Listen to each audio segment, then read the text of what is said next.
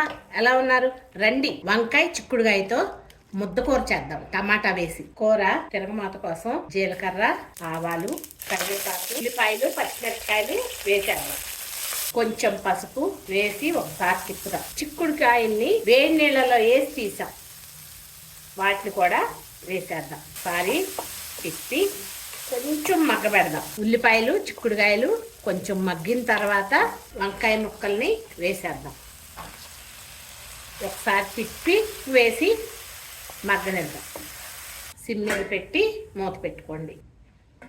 వంకాయలు సగం మగ్గిన తర్వాత ఇలా మధ్యకి తీసుకొని టమాటా ముక్కలు వేసేయండి. అలాగే 1 స్పూన్ కారం వేయండి. ఇలా పెట్టేసి మూత పెట్టి మగ్గనిద్దాం.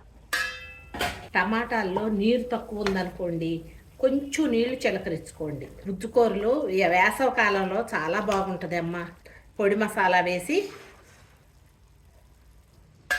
కూర దగ్గరకు వచ్చేసింది. ఇంకొక 5 మినిట్స్ మగ్గబెడదాం. ఒకసారి తిప్పుదామా. ఈ టైంలో ఉప్పు చూసుకోండి. ఇంతేనమ్మా, సింపుల్గా వంకాయ చిక్కుడుకాయ టమాటాతో కలగలుపు కూర.